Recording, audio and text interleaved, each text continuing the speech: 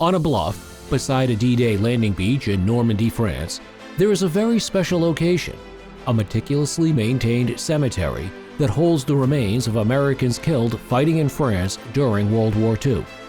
The iconic rows of white marble headstones are administered by a century-old federal agency with a unique mission, honoring the sacrifice of American service members who died fighting overseas.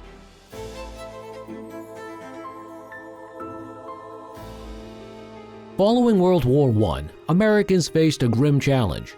More than 100,000 Americans had died in the war. Most of these soldiers had been buried in Europe in temporary cemeteries close to where they had fallen. A debate arose about whether their bodies should be returned to the United States. By the summer of 1920, a plan was developed to return the bodies of American service members killed in Europe if requested by their families. Over the next year, thousands of bodies were exhumed in France and repatriated to the United States. More than 30,000 bodies of Americans killed in the war were to remain in France, brought together in 8 cemeteries. The Department of War, which oversaw this operation, became increasingly concerned about the lack of care and uniformity at the overseas cemeteries. Officials and loved ones alike were also worried that poorly designed and built monuments and memorials, or even none at all, would be erected. Responding to popular concern, members of Congress introduced and fought for laws to ensure that the new American military cemeteries and monuments in Europe would be held to the highest standards.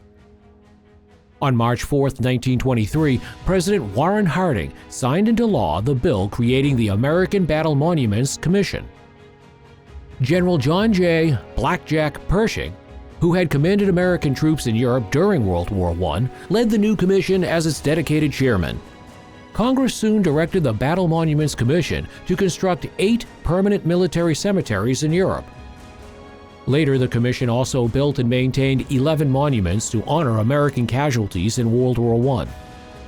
A stirring passage from General Pershing became the new agency's credo: "Time will not dim the glory of their deeds."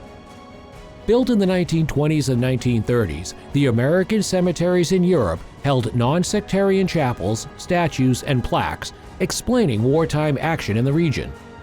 Following World War II, ABMC took on increased duties, honoring and respecting the much greater number of soldiers who had fought and died.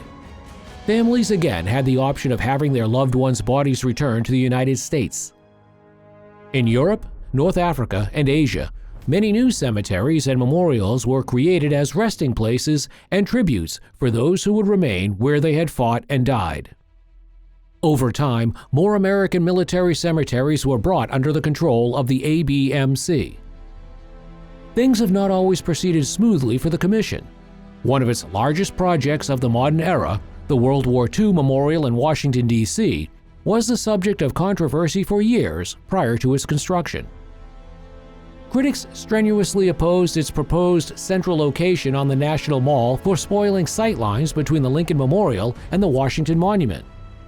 Many also objected to its traditionalist neoclassical design. After numerous public hearings, the slightly redesigned monument was completed at the proposed site in May 2004. The ABMC no longer builds overseas cemeteries. In today's conflicts, the bodies of those killed in action are routinely returned to the United States. But at times, history meets the present day. In June 2023, an unknown American casualty of World War I was interred with full honors in a ceremony at the Voisin American Cemetery in France. It was the first burial at the cemetery since 1937. This video was brought to you by the Public Education Project, an independent nonprofit group dedicated to improving public knowledge of the government by sharing the rich history and exciting stories of the federal agencies that serve our nation. If you enjoyed this video, don't forget to give us a thumbs up and subscribe now to start your journey into the fascinating history of the U.S. government today. If you'd like to delve deeper into the rich history of the American Battle Monuments Commission or any other federal agency, be sure to visit our agency histories page at publiceducationproject.org.